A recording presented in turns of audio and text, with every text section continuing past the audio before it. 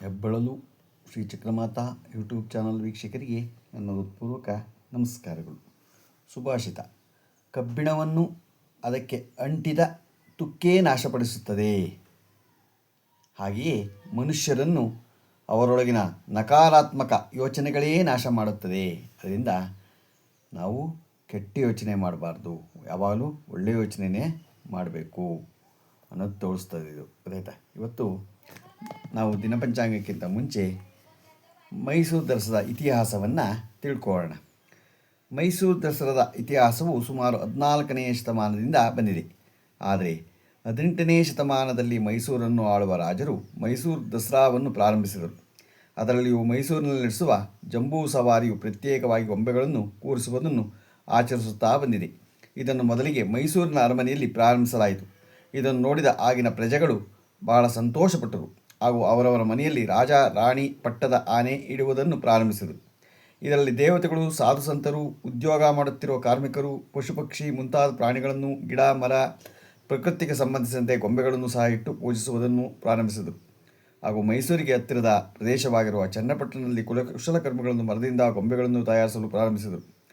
ಇದನ್ನು ಕಂಡ ಆಗಿನ ಮೈಸೂರು ಒಡೆಯರು ಆ ಕುಶಲಕರ್ಮಿಗಳಿಗೆ ಉದ್ಯೋಗವನ್ನು ಕೊಡುವ ಉದ್ದೇಶದಿಂದ ಅವರಿಗೆ ಒಂದು ಘಟಸ್ಥಾಪನೆಯನ್ನು ಪ್ರಾರಂಭಿಸಿದರು.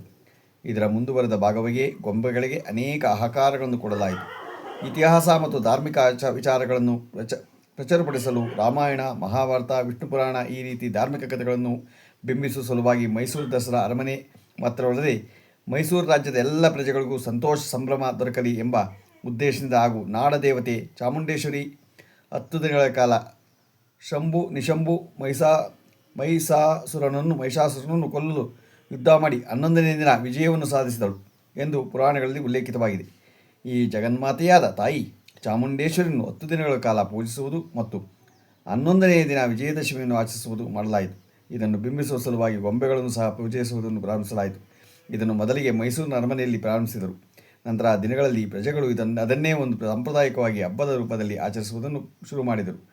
ಇದರ ಉದ್ದೇಶ ಮುಂದೆ ಬರುವಂತಹ ಸಂತತಿಗಳಿಗೆ ನಮ್ಮ ರಾಜ್ಯದ ಹಾಗೂ ನಮ್ಮ ಇತಿಹಾಸದ ಬಗ್ಗೆ ತಿಳಿಯಲಿ ಎಂಬ ಉದ್ದೇಶವನ್ನು ಆಗಿನ ಮೈಸೂರು ರಾಜರು ಹೊಂದಿದ್ದರು ಅಂತ ಇದರಿಂದ ನಮಗೆ ಗೊತ್ತಾಗುತ್ತೆ. ನಿಜವಾಗ್ಲೂ ನಾವು ಈ ಮೈಸೂರಿನ ಇತಿಹಾಸವನ್ನು ನಾವು ತಿಳ್ಕೋಬೇಕು. ಇನ್ನೂ ಬೇಕಾದಷ್ಟಿದೆ, ಅದನ್ನು ಸುಮ್ಮನೆ ಇದರಲ್ಲಿ ಹೇಳೋಕ್ಕಾಗಲ್ಲ. ಗೊತ್ತಾಯ್ತಾ? ನಾವು ಮೈಸೂರು ರಾಜರ ಒಡೆಯರು ಅವರ ಒಂದು ಪ್ರಾರಂಭದಲ್ಲಿ 1600 ಇಸ್ವಿದಲ್ಲೇ ಇದನ್ನು ಮಾಡಿಕೊಂಡಿದ್ದಾರೆ. ಗೊತ್ತಾಯ್ತಾ? ಆಗಿನ ಕಾಲದಿಂದಲೂ ಇದು ನಡೆದು ಬಂದಿದೆ. ಅದನ್ನು ನಾವು ಎಲ್ಲರೂ ಮನೆಯಲ್ಲಿ ಪ್ರತಿ ವರ್ಷವೂ ಗೊಂಬೆಗಳನ್ನು ಕೂಡಿಸ್ತಾ ಇದ್ದೀವಿ, ಮಾಡ್ತಾ ಇದ್ದೀವಿ. ಎಲ್ಲರೂ ಎಲ್ಲ ಮನೆಯಲ್ಲೂ ದಸರಾವನ್ನು 10 ದಿನ ಆ ಒಂದು ನವ ದೇವತೆಗಳನ್ನ ಪೂಜಿಸ್ತೀವಿ. ಆ ನವದೇವತೆಗಳು ಪೂಜಿಸೋದ್ರಿಂದ ನಮಗೆಲ್ಲ ಭಗವಂತ ಕರುಣಿಸ್ತಾನೆ ಅಂತ ಗೊತ್ತಿದೆ. ನಮಗೂ ಎಲ್ಲರಿಗೂ ಗೊತ್ತಿದೆ. ಗೊತ್ತಾಯ್ತಾ? ಇವತ್ತು ಮೈಸೂರು ದಸರಾ ಬಗ್ಗೆ, ಇತಿಹಾಸದ ಬಗ್ಗೆ ತಿಳ್ಕೊಂಡು ಇವಾಗ ದಿನಪಂಚಾಂಗ ತಿಳ್ಕೊಳ್ಳೋಣ.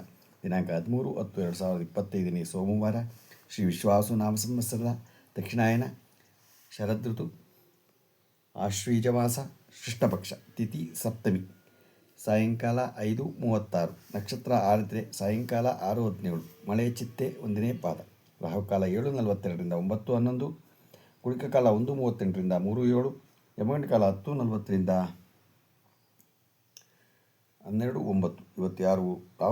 ಇವತ್ತ್ಯಾರು ಹುಟ್ಟುಹಬ್ಬ ಆಚರಿಸ್ಕೊತಿದ್ರು, ಮದುವೆಯಾದ ದಂಪತಿಗಳು ವಾರ್ಷಿಕೋತ್ಸವ ಆಚರಣೆ ಮಾಡ್ಕೊತಿರೋರಿಗೆ ನಮ್ಮ ಹೆಬ್ಬಳಲು ಶ್ರೀ ಚಕ್ರಮಾತಾ ಯೂಟ್ಯೂಬ್ ಚಾನಲ್ ಕಡೆಯಿಂದ ಶುಭ ಕಾಮನೆಗಳನ್ನು ತಿಳಿಸ್ತೀವಿ. ದೇವರವರಿಗೆ ಆಯಸ್ಸು, ಆರೋಗ್ಯ, ಐಶ್ವರ್ಯ ಎಲ್ಲ ಕೊಟ್ಟು ಕಾಪಾಡಲಿ ಅಂತ ಕೇಳ್ಕೊತೀನಿ. ನಮ್ಮ ಹೆಬ್ಬಳಲು ಶ್ರೀ ಚಕ್ರಮಾತಾ ಯೂಟ್ಯೂಬ್ ಚಾನಲ್ ಯಾರು ಸಬ್ಸ್ಕ್ರೈಬ್ ಆಗಿರೋ ದಯಮಾಡಿ ಸಬ್ಸ್ಕ್ರೈಬ್ ಆಗಿ, ಲೈಕ್ ಕೊಡಿ. ಇದು ನಿಮ್ಮದೇ ಚಾನಲ್ ಆಗಿರೋದ್ರಿಂದ ನಮ್ಮ ಲಿಂಕನ್ನು ಬೇರೆ ಗ್ರೂಪ್ಗಳಿಗೆ ಫಾರ್ವರ್ಡ್ ಮಾಡಿ. ನಮಸ್ಕಾರಗಳು.